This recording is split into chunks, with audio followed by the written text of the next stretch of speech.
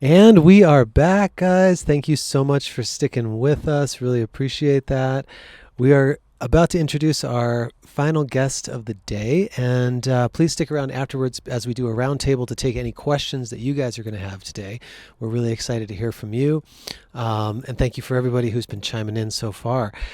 With me now is, again, one of my closest friends here in Sedona. It's been a wonderful day for me, by the way, to actually do this with some of my favorite people, as I've said. Stu Zimmerman, lovingly referred to as Stu Z here in town. He is a former hedge fund manager, now runs Only the Source, a transformational media and lifestyle company. And as a radio talk show host, he's interviewed spiritual leaders and luminaries, including Deepak Chopra, Marianne, Williamson, and Byron Katie, to name a few. He's going to tell us a lot more about his story and how he came into this place of living a life of mindfulness and meditation, and what he's sharing now with the world that goes far beyond managing finances. So, Stuzy, tell us a little bit about you. How did you find Sedona originally? Where are you now, and where have you come from? Give us a little history.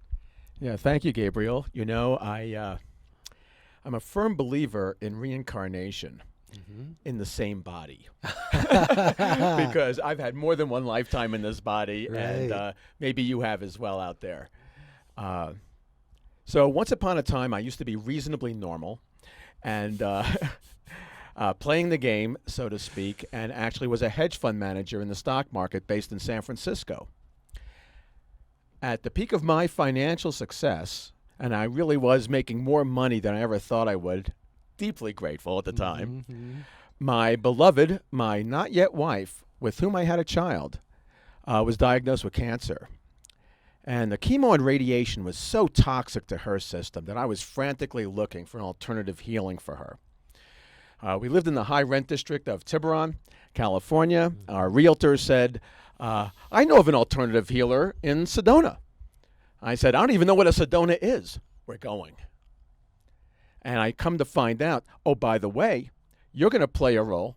That means me. I'm going to play a role in having a healing as well.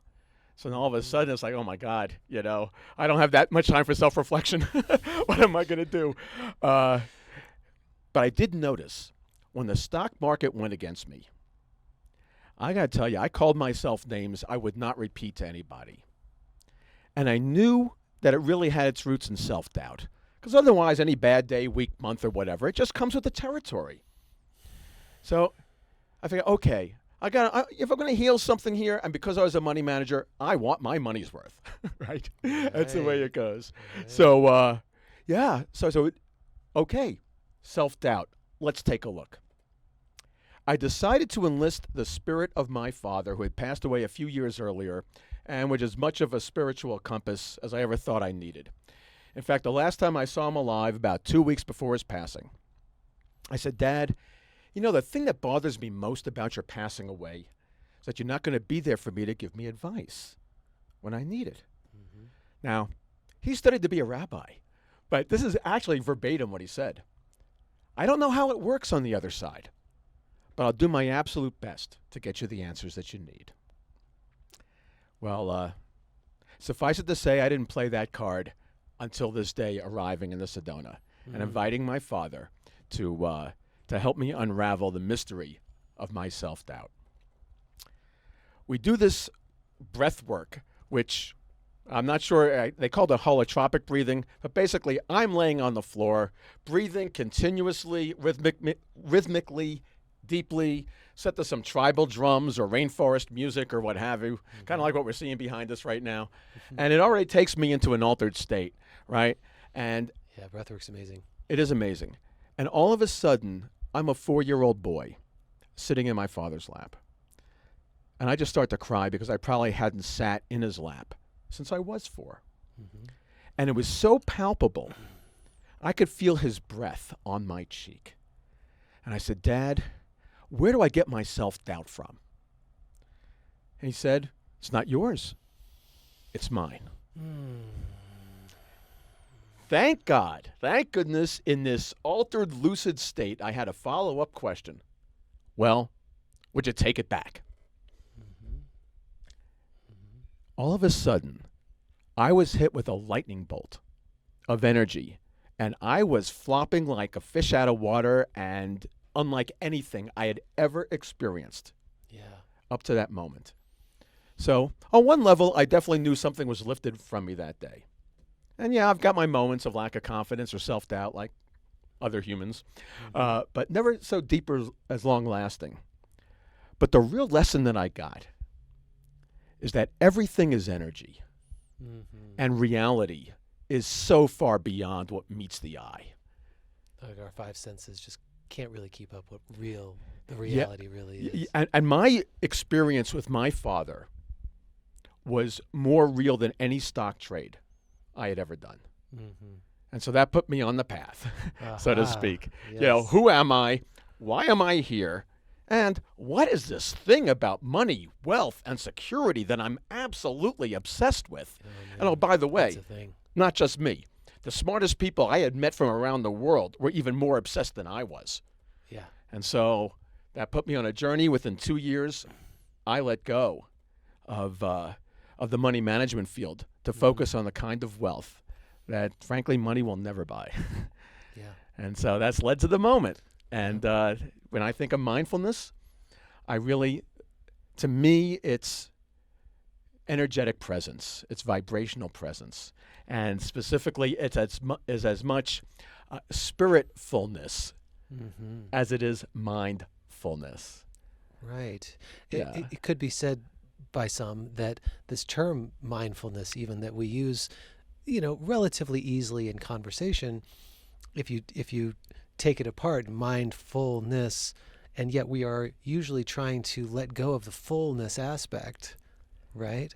And I know there's a lot of books that have been written about that very topic, that the idea of meditation and mindfulness is not to have a full mind, but to actually have no mind, which is not mindlessness, right? To actually achieve that place of no mind, where the mind isn't chattering and that's right. Yeah, I like to go and incorporate humor into this whole game of consciousness that we're playing from moment to moment, even though at times it seems incredibly serious. Right. So I said, I started meditating and I lost all my friends because I became too self-centered and thoughtless. Thoughtless. I love you, brother. I love you too, man. That's so good. Yeah. Tell us a little bit more about, some of the practices that you may have garnered over time, and are there any spiritual teachers or, books of wisdom that you've, gravitated towards? Yeah, thank you, Gabriel. It's really interesting. As you mentioned in the introduction, I hosted a radio show for 3 years called Inside Wealth. That was really about the inside wealth, the joy for living. And if we're going to explore financial wealth, how can we create it by being the best human beings we can be? Right. And so in that process, I was able to talk to Deepak Chopra, Marianne, Williamson, Neil Donald Walsh, Gay Hendricks, Gene Houston, the whole spiritual mafia, pretty much. The A-list. Yeah, the A-listers. Yeah, Yeah, A-listers. exactly.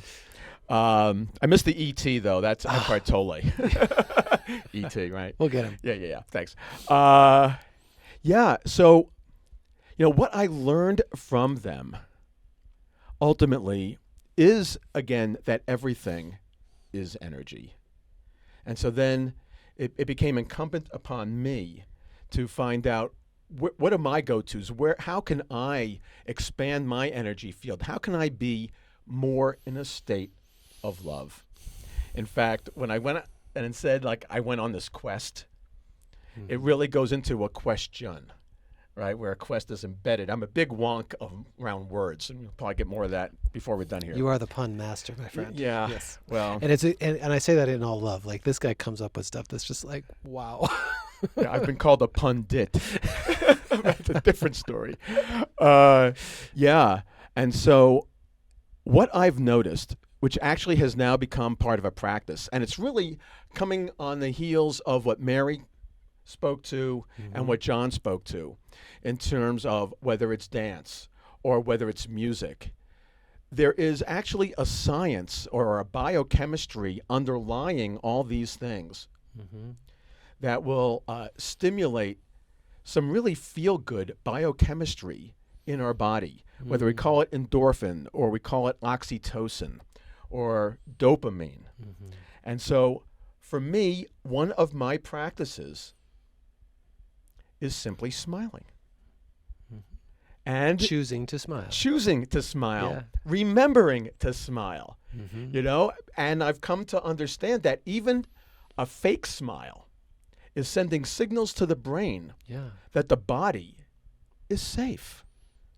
And that alone will send a little dose of something kind of sweet coming through the body that will diminish the cortisol or whatever that stress hormone. Right. Yeah. And when we get our eyes involved in our smile, we know we start to fill up. And people smile back. And all of a sudden it becomes a pay it forward kind of thing and a contagiousness kind of thing, which is kind of how energy works and interconnectedness works. And rumor has it that there is only God, spirit, source, whatever we call this infinite unified field of consciousness. It means that we're all interconnected anyway. And so the more that I smile and have my heart open and hopefully radiate and gleam, then it gives somebody else that opportunity to match and to mirror and then pass it on. And my sense is we are going to get, and we are getting to that point of whether you call it 100th monkey or millionth human or whatever, billionth human. We're coming to a tipping point where from an energetic standpoint, as we are able to open our minds and hearts with practice from moment to moment, and taking smiling even one step further from my practice is normally we radiate it outwards. You know, we're going to the supermarket, we're going to the gas station, we smile at somebody, they smile back. Great. We're really doing it to make connection with somebody else. What if we then, and it happens to be an ancient yogic practice as well, take that smile that we've just radiated out to somebody else and inhale it and take it in for ourselves into our hearts. In fact, I feel a practice coming on right here, right now. All right, let's do this. So everybody out there in here, I invite you simply to smile because it is a blessing that we get to exist in this moment. And then if we can inhale that radiance into our hearts, and if you want to put your hand on your heart as you do it, feel free. And just inhale that smile of thank you. You know, whatever we call that which created us. Thank you so much for this moment. Thank you so much for being in this particular life form called human, with the senses that we have, to taste and touch and smell and see and hear.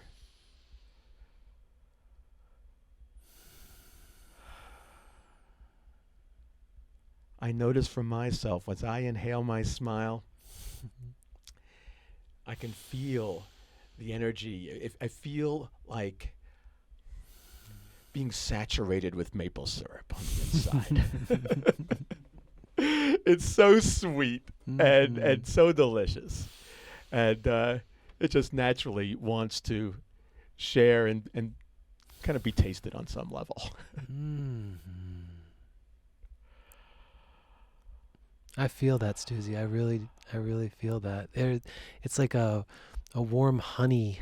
Yes. Just kind of glows through me, you know, as I inhale my own sense of joy, which is my smile, right? Like yes. And I practice this. Yeah. You know, I won't say religiously. I'll say regularly, and I incorporate that in connecting with the sun, because. In fact, I even did a video around it called Praise the Rays. Yeah, because what I notice is, for me, the sun is like the living embodiment, the physical embodiment of unconditional love. Sun shines on everybody. Because how much we screw up, Yep. it shows up for our existence and provides for all of our lives every single day. Yep. Even when it's behind the clouds, even when it's shining on the other side of the planet and we appear to be in darkness. Right. It's still providing for our lives. And so to me, that's unconditional love. And if I can inhale those rays, which I do consciously, try to take in a few rays, just take it in with a big old smile so I can feel the warmth and the radiance into the smile as well, and just really invite in to be as warm and radiant and, let's say, unconditional loving as the sun could be. I actually feel my energy shift. I can feel it. Yeah. And it just feels delicious. And even just a few breaths a day is enough for me to, to set me off for the day. Yeah. And I find it to be a real blessing. And that power of visualization, the power of our human imagination to envision things like the sun being unconditional love, and then allowing that sun to radiate unconditional love onto us and receiving that love as part of even if it's just in our imagination creates reality. Absolutely. So to have these types of practices where we envision receiving that level of unconditional love and then smiling it back onto ourselves, right? Yeah. And then smiling it towards another, who might maybe we are their sun in that moment. They needed just a little something extra that day. Exactly. And I do see you always is the wrong term, but I see you so consistently walking with this wonderful smile, not only on your face, but in your eyes, because you really can tell when somebody's smiling with their eyes versus just smiling, for the camera or whatever, right. Right. And, it matters. It can really, shift someone else's whole day. And it feels to me like it's the embodiment of a lot of the teachings that we hear from, especially like Buddhism and, some of the ancient, even the big religions talk about unconditional love as being like the tenet of it all, right? Like that's where it all goes. That's where it all leads as we go on these spiritual paths, right? We're heading towards that unconditional love as we'll call it the end goal, but based on what you're saying, it sounds like you can actually be receiving that and radiating that by simply with a smile. Yeah, and what I notice is what starts as a practice becomes a muscle memory. Mm-hmm. Whether we're talking about dance, whether we're talking about making incredible music that John makes, or just living life, True. And I've noticed that over time, my daily emotional set point has really raised up a notch. Mm-hmm. So in the spirit of everything being energy and expansions and contractions, I've got my moments when I'm not as radiant as other moments. Yeah. And yet, for the most part, I feel like I'm on a completely different wavelength or spectrum than I used to be. Mm-hmm. So the moments of self-doubt don't feel so long-lasting or as so deep. Right. And the moments of expansion feel like they're more often and just generally just a real state of delight that I'm deeply grateful for, and what I feel like I'm here to serve. Mm-hmm. So the name of our company, Only the Source, to me implies that whatever we call God's spirit, and God seems to have a lot of charge around that one. So sometimes for many of us in God, we have trust issues rather than in God we trust, understandably. I use the word source instead, and that if we have let's say, the operating system or the world view that only the source of all things exists and that we are aspects of that, then not only will we enjoy life more and be in a greater state of peace, but we can more readily see it in each other and all around us, and certainly in the nature that Sedona really helps to awaken within us, because just about everybody who lives in Sedona, even the people, and there are a few who don't consider themselves to be on a spiritual path in Sedona, they are here, whether they're retirees or what have you, And almost to a person, though, they can recognize beauty on whatever level they do. Yeah. And I'm not sure there's any limits to how much beauty we can perceive in this world. Yeah. And to the extent that we have the mindfulness Yeah. and the awareness and the intentionality to go looking for beauty, there is so much around us in every moment. Every moment. And I notice that alone also, to use my old stock market parlance, gives me an uptick. And one little uptick plus another little uptick plus another little uptick, and all of a sudden you're resonating at a whole new frequency on a consistent basis, as opposed to kind of like these bigger ebbs and flows and highs and lows, And it makes me think too of this idea that we'll call it the world out there, especially if you tune into news programs and things like that. It's pretty easy to have your frequency pulled down.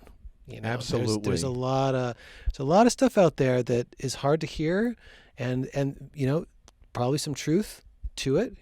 There are people that are suffering, there are people that are having a hard time, and if we listen to that quite a bit sometimes, for people who tune into the news, it's pretty easy for that frequency to get pulled down.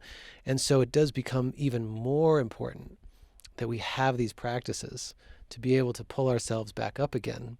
Yes. Without necessarily relying on external input from either people or programs or anything to source that energy. That's right. Within ourselves. Yeah, and in fact, I'm a big fan of science as well, and many of us have heard of Bruce Lipton, who is known for like one of the granddaddies of the field of epigenetics, which basically is more, that our environment more informs how our cells evolve. I love this topic. Yeah. Yes. More so than our hardwired DNA. Okay? So what that means to me is, as we surround ourselves in our home environment, our work environment, the people that we socialize with, and our reflections, right? Let them be as beautiful, as uplifting, and as reflective of who we want to be, if not who we already are. And then in that way, perhaps, and I feel one of the greatest gifts that any of us could give each other is to remind each other who and what we are at the core, especially because it's so easy to forget or get distracted. And in those moments of contraction, we do. And so how can I serve you in those moments where Jesus, something's kind of grabbing me by the short hairs, or whatever it is, whether it's in relationship or in work or just, hey, I'm just kind of feeling lousy. Yeah. Wondering what to do next. Maybe my life purpose feels like it's not quite, which, by the way, I feel is another thing that to the extent that you can help to identify what that sense of life purpose is, I find that to be really helpful. And on any given day, I don't even know on some levels. Yeah. So I find that living in the quest of the question and having a couple of questions, one is, how can I be more loving today? Just that. Don't have to figure out what life is going to be like 3 or 6 months from now. How can I be more loving today? And how can I best serve today? And that could just be helping somebody with their cart, empty it into their car. I love that because it takes you into the present moment. Yes. Which takes us back to our topics of the day of mindfulness and meditation, right? Yeah. I mean, really, at its core, mindfulness meditation is present moment awareness, right? And if you ask simple questions like that of yourself, especially if you, kind of like be aware of those questions when you first wake up in the morning, per se, yes. Right? Your trajectory is slightly altered, in a positive way, because if you're looking at it with that set of lenses, now maybe for somebody like me who does actually have trouble finding my life purpose, right? And I really like that you mentioned the idea of like living the question. That that saying came to me at not too long ago through the book of the Gene Keys. I don't know if you've heard of that. Oh, absolutely. But he talks about that a lot. And I know there are people out there in the world who have a real drive, and they just know where they're going, and they have a purpose, and they're going to do this, that, or the other thing as like their thing, right? And I know that for me, I have a really hard time nailing that down. You know, that doesn't feel like a really concrete thing for me at any given moment. And so I like this idea that to wake up and live a question of how can I be more loving today? How can I serve today? It brings that present moment awareness. And I like that. That's beautiful. Thank you. That's really yeah, cool. Yeah. So, like I say, you know, I don't have all the answers. I don't even have all the questions. Yeah. You know, but you know, there are a couple that I find help to guide me, guide my actions in a given day. I happen to be CEO of this company called Only the Source, but that CEO is not Chief Executive Officer. It's Chief Emanation Officer, which to me means when I don't know what to do, which may be embarrassingly way too often, just emanate. Just connect with Source. Yeah. Just go back to that smile. Go back to the sun. Go back into nature. Whatever it is. Or have a glass of water that just kind of hydrates and shifts the energy a little bit. Yeah. You know? And, you know, the source of all things knows what to do in the highest good, or love knows what to do in the highest good, far beyond my mind's ability to figure it out every day. That's for sure. That's for sure. Yeah. Right? Yeah. And it's the idea of, you know, not necessarily destiny of some written sense, but just that the universe is unfolding as it means to. That's right. And we're just part of this greater consciousness of unfolding. Yeah. Tell us about that. Thank you, Mary. We just got a cue from our audience. Tell us about yesence. Yes. Well, okay. So in terms of presence, mindfulness, I go into languaging. Yeah. Because beautifully so. Right. Because our language is something I feel, you know, there's a reason why words are spelled, because they cast a spell. Right. And a lot of the words we use, God bless, carry a frequency that could really use an upgrade. Okay? So even the way we greet each other typically, the first syllable is hell. As in hello. Hello. Hell is the first syllable we hear out of somebody else's mouth, as if we're greeting people with fire and brimstone and eternal damnation, you know, every day. Yeah. Oh, by the way, have a good one. You know, it's like whacked. But then one can appreciate the fact that when we get out of bed every morning, what time of day is it? Oh, I said it already. It's morning. So we're already, good morning, we're already in a state of grief to start the day, every single day. And to your point about all you got to do is watch the news, and your mourning and grief is certainly well-founded. Yeah, and it's fascinating how so many words, at least in our English language, have, from an audio standpoint alone, that's right, are double entendres. They might be spelled differently, but the words that we speak have these double meanings, sometimes triple or even quadruple meanings. So, you know, how do we get to the place where we're using different words? That's where we get to play a little bit, because every day is either a weekday or a weekend. Week is right there. Yep. All the time. Whether it's spelled W-E-A-K or W-E-E-K, the mind hears it the same. So right? I like to make up words. We have a little bit of a video series called Thriving World Dictionary. We want to live in a thriving world. We need some new words. So our first word is yesence. It's spelled essence with a Y in front. Yesence. Essentially, being all in, going all out. Yesence. It's a vibe. It feels good, and it's actually now turned into merch, where we actually have T-shirts that you could buy from our website or through our Shopify. Why not, right? Why not? And just why not? Exactly. Yeah. In fact, you talked earlier about the news and looking at things, and a lot of our brothers and sisters here in Sedona, they pay a fair amount of attention to conspiracy. you know, and what is really truly going on whatever level. Yeah. And I notice that there is that us and them tug of war. Anytime we think of conspiracy, the energy drops because they are doing something to either control us or doing something that is, you know, inherently harmful to humanity on one form or another. Yep. So I have a word called prospiracy, which is the opposite of conspiracy. Prospiracy would be a plot to uplift humanity. And may we all take part in that, you know?